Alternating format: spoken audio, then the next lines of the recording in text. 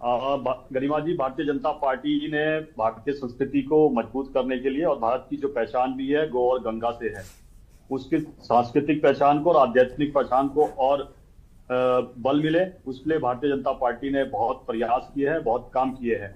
जहां तक उत्तराखंड सरकार का विषय है और जो अभी आप गौ सदन की बात भी कर रहे हैं कि जो नवनियुक्त हमारे जो महापौर है देहरादून के, उन्होंने एक गौ सेवा का जाके उन्होंने निरीक्षण किया। ये हमारे जनप्रतिनिधियों की जागरूकता ही है कि वो हर कार्य के लिए और लोगों से जुड़ा हुआ कोई विषय होता है उसके लिए निरंतर वो जागरूक होकर काम कर रहे हैं। उसी का एक आप उदाहरण के तौर पर आज डिबेट भी करा रहे हैं। हमारी सरकार ने गौ सदनों को जिस प्रकार से बढ़ावा देने के लिए 2017 से और उसके बाद से पूरे जितने भी 13 जिले हैं वहां पर गौ सदनों का जिस प्रकार से निर्माण करवाया। यही नहीं, जो एनजीओ के माध्यम से जो गौ सदन चल रहे हैं उनको जो पहले 6 रुपए मिलता था, फिर 25 रुपए मिलता था, और आज की डेट में हमारी सरकार उनको 80 रुपए देने का काम कर रही है।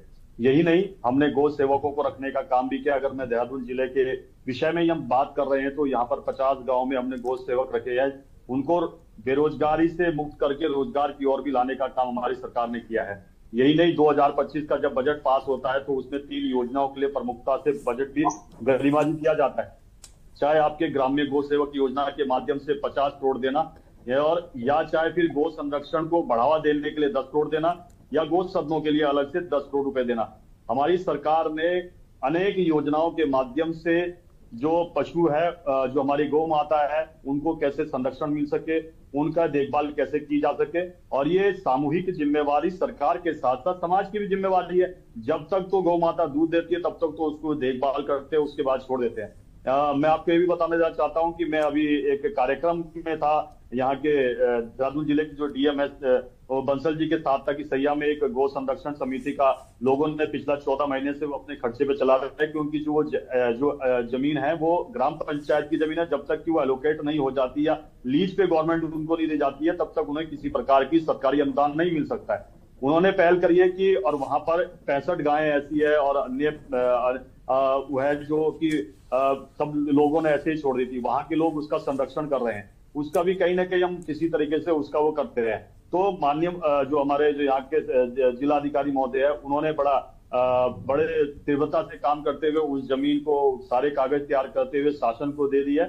अब उस पर बहुत जल्दी मुझे लगता है कि उस पर भी काम हो जाएगा। और हमारी सरकार ने एक और निर्णय भी लिया है गरिमा जी, जो बहुत ही महत्वपूर्ण था कि जो नगर निगम के अंदर जितने भी हमारे पशु आते हैं उनके लिए वो गौ सदनों का निर्माण कराए। और जो नगर पंचायतें थी या नगर पालिकाएं थी या वो जितने भी क्षेत्र थे उन क्षेत्रों में वो गौ सदनों का निर्माण कराए। सरकार उनको जिस प्रकार से योजना के थ्रू लाभ मिलता है उनको लाभ देने के लिए काम कर रही है। हमारी सरकार ने गौ संरक्षण के लिए जिस प्रकार से कदम उठाए वो वास्तव में दिखाता है कि हमने उन कार्यों को धरातल पर उतारा है जो आवश्यक थे। और यही नहीं, हमने ये भी किया है कि अगर कोई दुधारू पशु खरीदता है तो उसके लिए 50 से 70% क्या बोलते हैं सब्सिडी देने का हमने काम किया है। और यही नहीं, हमने ये एक और काम भी किया है, पहली बार काम किया है गरिमा जी, कि उत्तराखंड में भारत सरकार ने भी ये काम किया है कि उत्तराखंड के और भारत सरकार की गाइडलाइन भी है कि उत्तराखंड के अंदर या किसी भी राज्य के अंदर कितने पशु है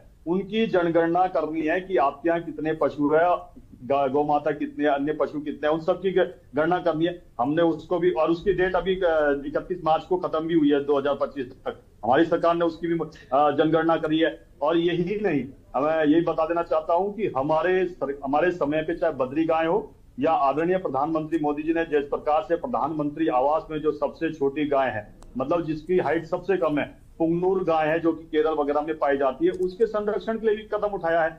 हमारी सरकार गौ माता का जो धार्मिक और सांस्कृतिक महत्व है उसके आधार पर काम कर रही है। यही दिखाता है कि इतनी सारी योजनाओं को लाना, गौ सेवकों को गौ सदन से जोड़ना, उनको रोजगार देना और 25 रुपए से 80 रुपए करना, ये दिखाता है कि हमारी सरकार कितनी जागरूक होकर काम कर रही है।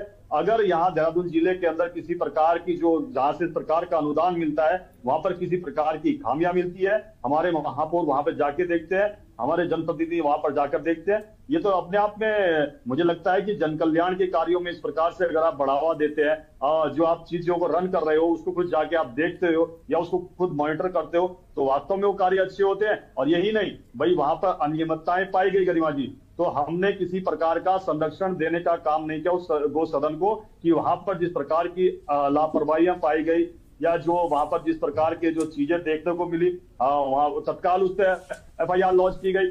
अब उसके बाद आगे की कार्रवाई सारी चीजें की। गरिमा जी, पहले तो मैं कांग्रेस के प्रवक्ता का जवाब देना चाहूंगा। उन्होंने कहा कि हम अपने कार्यों को लोगों के सामने बताते हैं या डिबेटों में बताते हैं। अरे आपके कार्यों को भी बता देता हूं। आज भारत में जिस प्रकार से एक ऐतिहासिक परिवर्तन होने वाला है कि 26/11 में जो आतंकवादी था जिसने पूरी रचना हाँ ठीक है, हम दर्शकों के साथ साझा कर चुके हैं। सत्यवीर जी ठीक है सत्यवीर जी आप मुद्दे पर आइए प्लीज। हाँ मंजू जी मैं रोक रही हूँ, आप शांत रहिए। मंजू जी मैं रोक रही हूँ, प्लीज मंजू जी शांत रहिए। सत्यवीर जी आप मुद्दे पर आइए। गरिमा जी, मेरा कोई ऐसा आशय नहीं था कि मैं उन विषयों में जाऊं। हाँ ठीक है, मगर जब उन्होंने इस तरह डिबेट को ले जाने का प्रयास किया तो बता रहा हूं इनको मैं कि कार्य इनके द्वारा घृणित कार्य किया गया और हमारी सरकार उन संधियों को किस प्रकार से उसको तोड़ते हुए, और तब वहां से हमने रिपोर्ट यहाँ पे भारत में कराया। हमारे जो उस समय की जो घटना घटी थी, जो जिस प्रकार का यहाँ पर भारत के अंदर आतंक मचाया था, उस आतंकवादी को लाने का मंजू जी बीच में नहीं बोलिए। मंजू जी बोलने तो दीजिए। मंजू त्रिपाठी जी प्लीज, मंजू जी शांत हो जाइए। मैम उनको बोलने तो दीजिए।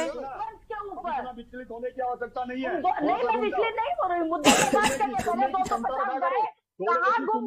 मंजू जी शांत रहिए। मैडम प्लीज शांत हो जाइए मैडम, अभी उनको बोलने दीजिए ना। अब सब लोग एक साथ बोलेंगे तो आवाज नहीं आती, आप लोगों को बार बार बतानी पड़ती है एक ही बात। तो आपको चुप कराना चाहिए ना मैम। मैडम आपका वक्त नहीं है, मैं आपको चुप कराऊंगी। आप बोल चुके हैं, अभी उनसे सवाल किया है मैंने, अभी उनसे सवाल किया, इसलिए आप चुप रहिए प्लीज। जब आपके पास आऊं तब बोलिएगा मैडम, बीच में मत टोकिएगा आप। सत्यवीर जी आप बोलिए, कंप्लीट कीजिए और सर मुद्दे पर रहिए प्लीज।